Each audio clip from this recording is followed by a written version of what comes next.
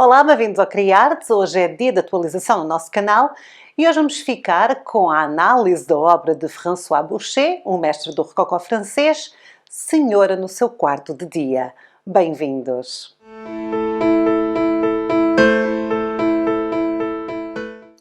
Olá, bem-vindos ao Criarte. O meu nome é Sara. Hoje é segunda-feira, dia de atualização no nosso canal e vamos ficar com mais uma análise do rococó francês. O rococó francês é um movimento da história da arte com muita obra para se analisar. Não só muito em quantidade, como também em qualidade. São obras diferentes, são obras interessantes, são obras onde se está muita coisa a passar. Nas últimas semanas nós temos vindo aqui a fazer a análise de vários autores diferentes e hoje vamos ficar com mais uma obra de François Boucher. Vamos hoje analisar esta obra. Esta é a Senhora no seu quarto de dia, uma obra de François Boucher realizada em 1743. É considerada uma obra-prima do rococó em França. O sujeito dessa obra está ao centro, é a figura mais importante desta obra, que é uma figura feminina. Portanto, nesta obra nós vamos entrar na intimidade desta jovem parisiense. É uma jovem parisiense da moda, é bastante jovem e nós estamos numa divisão que é o chamado quarto de dia.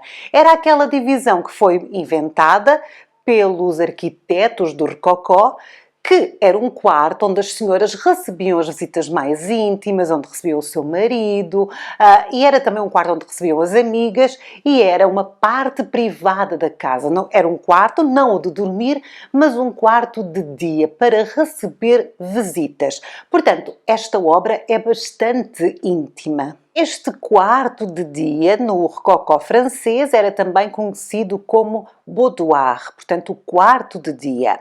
O Boucher mostra-nos aqui bastantes detalhes deste espaço privado e também nos diz bastante acerca desta senhora que aqui está recostada. A peça de mobiliário que está no centro, onde esta jovem está recostada, chama-se cama de dia. Era uma invenção, ou seja, não era uma invenção recente, já existia há muito tempo, mas era uma novidade na Europa nesta altura. Na verdade, nós hoje chamamos sofá. É um sítio para as pessoas se sentarem durante o dia.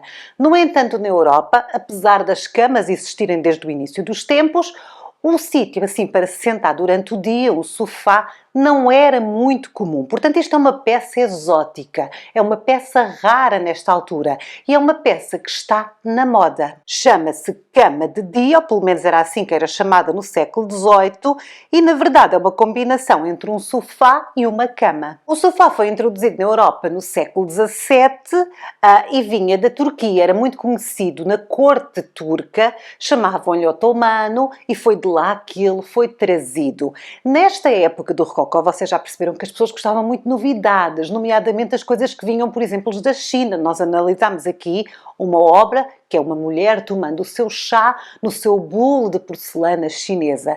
E as pessoas gostavam muito destas coisas que vinham de fora, de tudo o que era exótico, de tudo o que era raro.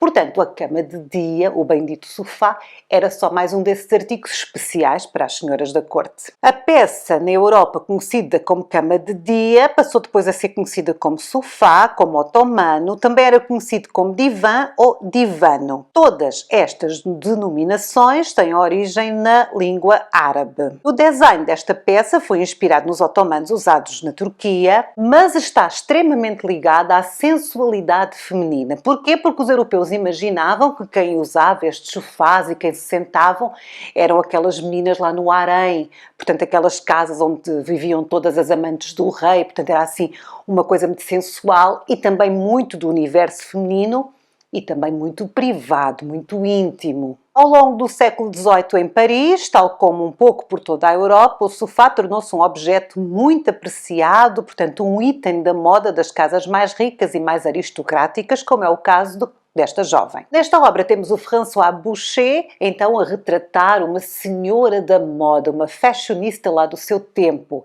Ela está aqui na sua casa, nos seus aposentos, no seu sofá, que era então uma peça exótica. O Boucher assinou esta sua obra e também a datou no chão, podemos ver aqui à direita. Quando observamos a divisão em si, o nosso olhar é atraído, claro, para a personagem principal, a figura feminina. Ela é o centro da obra, esta obra é acerca dela.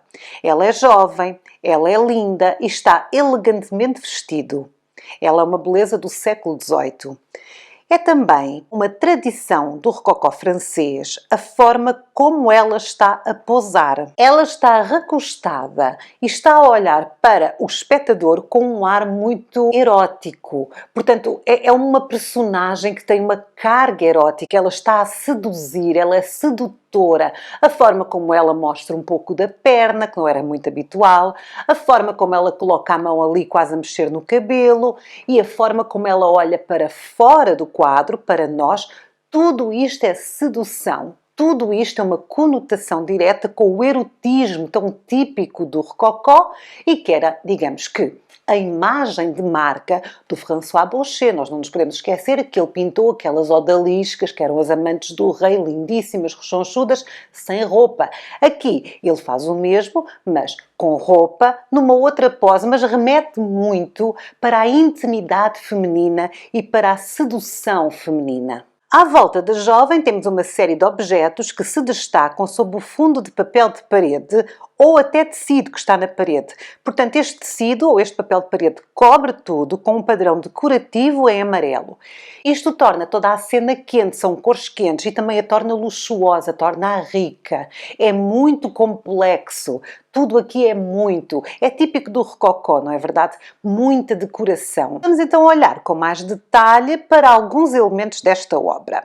A jovem, claro, o que salta à vista, é bastante elegante e em especial podemos destacar o seu elegantérrimo sapatinho de salto alto que ela põe ali em cima do sofá de uma forma muito sensual. Estes, na verdade, eram os sapatos da moda desta época na corte de Paris. Ela está a mostrar-nos isto de propósito e de forma bastante provocante ao colocar ambos os sapatos em cima da sua linda cama de dia e ao mostrar-nos um pouco da sua meia. Tudo isto é para fascinar o nosso olhar. Outro pormenor interessante é o objeto na parede, logo acima do ombro esquerdo.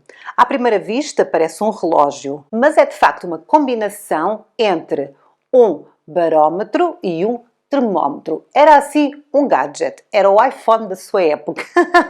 Era aquilo que todas as pessoas que queriam ser tecnológicas, avançadas e modernas iam comprar em Paris. Era caro, era luxuoso e era o último grito da moda. Na verdade, este é um instrumento bastante técnico e aqui o Boucher coloca este instrumento para mostrar a enorme modernidade e o conhecimento desta jovem. Então, ela é jovem, ela é rica, ela é extremamente sensual e é moderna. Depois, logo ao lado da cama de dia ou do sofá, temos uma pequena mesa. Em cima desta mesa temos um livro com um marcador vermelho e também temos uma carta. Tal como o François Boucher já tinha feito no retrato da Madame de Pompadour, que eu vou deixar o link aqui, alguns no nosso ecrã e também linkado aqui embaixo na descrição deste vídeo, tal como o Boucher fez com a Madame de Pompadour, o que ele faz é, quando ele coloca um livro e cartas num ambiente tipicamente privado e tipicamente feminino, ele está a dizer-nos que a jovem que aqui está é culta. Ela escreve, ela lê. Temos que pensar que não era muito habitual no século XVII e no século XVIII e até meados do século XIX as mulheres terem acesso à instrução. A instrução era algo mais masculino. O que aqui se passa é que o Boucher nos está a dizer que esta jovem, para além de ser rica e culta e bela, sabe ler, tem acesso à instrução, é culta. Ainda acerca da mesa, a gaveta é uma gaveta pequena, está aberta, está entreaberta. Isto sugere que a carta, aquela carta que está em cima da mesa, poderia estar aqui guardada. Agora, que tipo de carta é e de quem é, nós não sabemos, não existe essa informação. Depois, no chão, temos um pequeno banco onde o Boucher nos coloca os instrumentos de costura ou de bordar. É-nos aqui sugerido que a jovem está a bordar o tecido branco que está aí ao lado. Aliás, nós até podemos seguir um finíssimo fio branco que vai do saco até ao chão. Depois, à direita da jovem, temos um painel ou um biombo e também é bastante exótico, tal como o sofá, o painel estava na moda. Parece-nos chinês, algo muito na moda na época. Depois, finalmente, acima da jovem, temos uma pequena peça suspensa na parede. Esta peça tem o nome de étagère. Na verdade, a étagère é uma espécie de...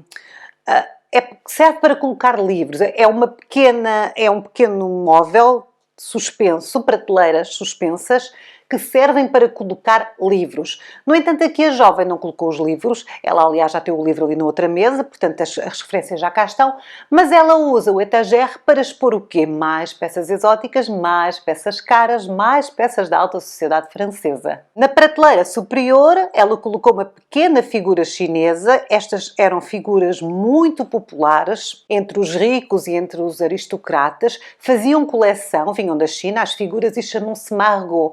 É algo que ainda existe e que ainda é muito valioso, mas que nesta altura era mais raro ainda, as Margot. Então ela tem uma figura, um Margot, lá na sua prateleira de cima. Na prateleira de baixo temos então uma outra referência à China, com um conjunto de chá, naquela porcelana raríssima, lindíssima, branca e azul. Tal como o sofá, os conjuntos de chá de porcelana eram artigos muito exóticos, muito caros e muito raros. Eram também valiosos, portanto a porcelana chinesa era muito valiosa, tal como o chá. Portanto, não são só os recipientes e o mobiliário, é também o que se coloca lá dentro. O chá, o café e o chocolate, nós já temos aqui alguns vídeos em que falamos nisso, tinham acabado de entrar na Europa, eram novidades. Os franceses gostavam muito do seu café e do chocolate, até mais do que o chá, mas era de bom tom ter assim um bule que vinha da China, portanto era assim o máximo. Depois, o que nós podemos observar é que junto à Margot, essa figura, temos outro pedaço de papel. E aqui podemos ver claramente o nome de Boucher. O artista assina esta obra 2 vezes. Só por aí já percebemos que é uma obra muito importante para ele e muito pessoal. O que é engraçado nesta obra é que esta obra é muito popularmente conhecida como Retrato de Madame Boucher, o que nos remete para a esposa de Boucher. O Boucher casou com cerca de 30 anos de idade. Ele casou no ano de 1733 com esta jovem. A jovem tinha apenas 17 anos, era a Marie Jeanne Bozot. Na verdade, foi um casamento de amor. Eles foram muito felizes, tiveram 3 filhos e ele faleceu e ela sobreviveu à morte de Boucher durante muitos anos e acabou por falecer na casa que eles partilhavam e ela era considerada uma das grandes damas de Paris, portanto ela era uma mulher...